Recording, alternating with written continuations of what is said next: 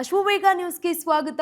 ನಾನು ಗಂಗಾ ಜಾಧವ್. ಪ್ರೀತಿಯ ಕನ್ನಡಿಗರಿಗೆ ಈ ಒಂದು ಸುಂದರವಾಗಿರುವಂತಹ ಇಂಟರ್ವ್ಯೂಗೆ ಸ್ವಾಗತವನ್ನ ಹೇಳ್ತಾ, ಇವತ್ತು ನಮ್ಮ ಜೊತೆಗೆ ಇರುವಂತಹ ಮೂವರು ಅದ್ಭುತ ಕಲಾವಿದರಿದ್ದಾರೆ. ಮೊದಲನೇದಾಗಿ ಈಗ ಇದೇ ತಿಂಗಳು 31ನೇ ತಾರೀಕು ಜಾಲಿ ಸಿನಿಮಾ ರಾಜ್ಯದಾದ್ಯಂತ ಬಿಡುಗಡೆ ಆಗ್ತಾ ಇದೆ.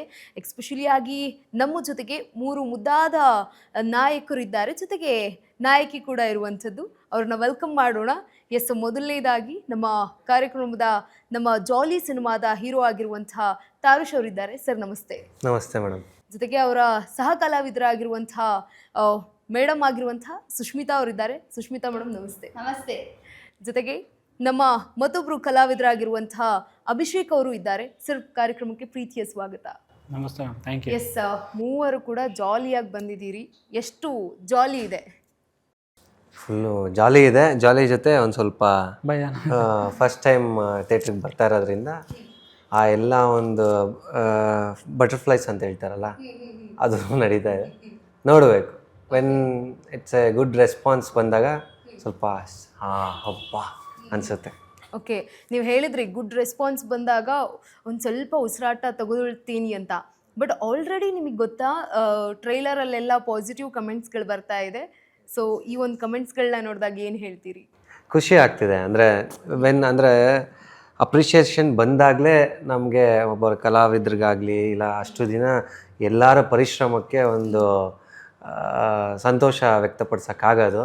ಸೊ ದಟ್ಸ್ ವಾಟ್, ಅದು ಸಿಕ್ತಲ್ಲ, ಅವಾಗ ಖುಷಿ ಆಯಿತು ನಮಗೆ. ಓಕೆ, ಇಬ್ಬರು ಕಲಾವಿದರು ಕೂಡ ಕಾಮಿಡಿ ಸೆನ್ಸ್ನ ಉಳ್ಳುವಂತಹ ಅದ್ಭುತ ಕಲಾವಿದರು.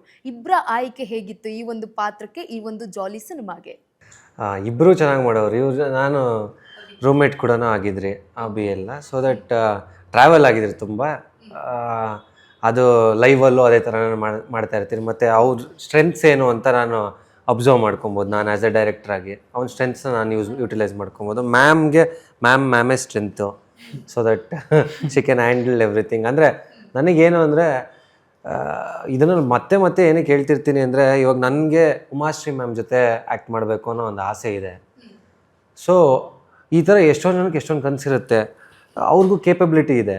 ಸೊ ಆ ಥರ ಆಗ್ತಾ ಇರ್ಬೇಕಾದ್ರೆ ಒಬ್ರು ಕಲಾವಿದರಿಗೆ ಸಹ ಕಲಾವಿದರು ಗಿವ್ ಆ್ಯಂಡ್ ಟೇಕ್ ಇರಬೇಕು ರೆಸ್ಪಾನ್ಸು. ಅವ್ರು ಕೊಡ್ತಾರೆ, ನಾವು ಕೊಡ್ತಾ ಇರ್ಬೇಕು ಇದ್ ಕಡೆಯಿಂದ. ಸೊ ಹಂಗಿದ್ದಾಗಲೇ ಆಸೆ ಅವರು ಆ ಥರ ಆಗಲಿ, ನಾವು ಒಂದು ಸ್ವಲ್ಪ ಅವ್ರ ಜೊತೆನೇ ಟ್ರಾವೆಲ್ ಆಗ್ಬೋದು ಅಂತ, ಯಾರೇ ಆಗಲಿ. ಸೊ ಈ ಥರ ಅವರು ಕೂಡ ತುಂಬ ಪರಿಪೂರ್ಣ. ಮಿನಿ ಉಮಾಶ್ರೀ ಅಂತ ಕರೀತಾರೆ. ಹೌದಾ? ಹೌದಾ ಮ್ಯಾಮ್?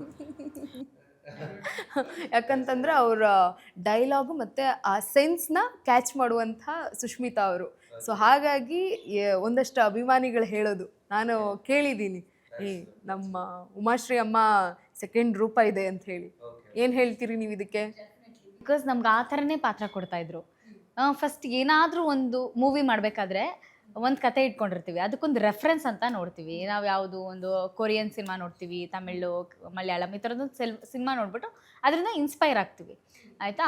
ಸೊ ನನಗೂ ಅದೇ ಥರ ಈ ಪರ್ಫಾರ್ಮೆನ್ಸ್ ನನಗೆ ಕೊಟ್ಟಾಗ, ಈಗ ಮಜಾ ಭಾರತ ಅಂತ ಶೋ ಮಾಡಿದಾಗ ಫಸ್ಟ್ ಟೈಮ್ ಆ ಪಾತ್ರ ಮಾಡ್ತಾಯಿದ್ದೀನಿ. ಆ ಪಾತ್ರದೊಳಗೆ ಇಳಿಯೋಕ್ಕೆ ಫಸ್ಟ್ ಆಫ್ ಆಲ್ ನಾನು ಆ ಕ್ಯಾರೆಕ್ಟರ್ ಅಲ್ಲ, ನನ್ನ ಲೈಫಲ್ಲಿ ಆ ಥರದ್ದೆಲ್ಲ ಮಾಡೇ ಇಲ್ಲ.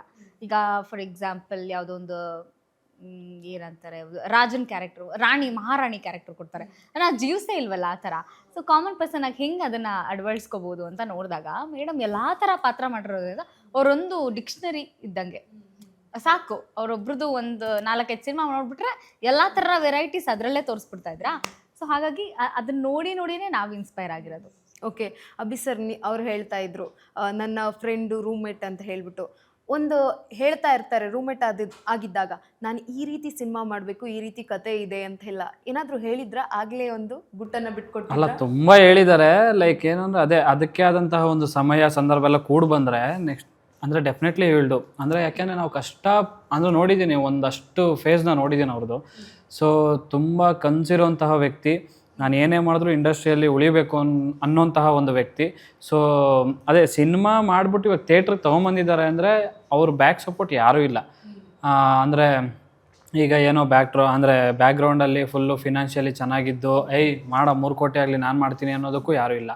ಸೊ ಪ್ರತಿಯೊಂದು ಅವರೇ ಇನಿಷಿಯೇಟ್ ತೊಗೊಂಡು ಸಿನಿಮಾ ಮಾಡ್ಕೊಂಡು, ಇಲ್ಲ ಗುರು ನಾನು ಮಾಡಿದ್ರೆ ಇಲ್ಲೇ ಮಾಡಬೇಕು, ಫಸ್ಟ್ ಸಿನಿಮಾ ನಾನು ಥಿಯೇಟ್ರಲ್ಲೇ ರಿಲೀಸ್ ಮಾಡಬೇಕು ಅಂದ್ಬಿಟ್ಟು ಮಾಡ್ತಿದ್ದಾರೆ. ಸೊ ಅಷ್ಟೇ ಆದಂಥ ಹಾರ್ಡ್ ವರ್ಕು ಇದೆ, ನಾವು ಹತ್ರದಿಂದ ನೋಡಿದ್ದೀವಿ. ತುಂಬ ಕತೆ ಹೇಳಿದ್ದಾರೆ, ಇನ್ನೂ ತುಂಬ ಬೇಜಾನ್ ಕತೆ ಇದ್ದಾವೆ. ಬಟ್ ಏನು ಅಂದರೆ ಅದೇ ಸಮಯ ಸಂದರ್ಭ ಕೂಡಿ ಬರಬೇಕಷ್ಟೇ.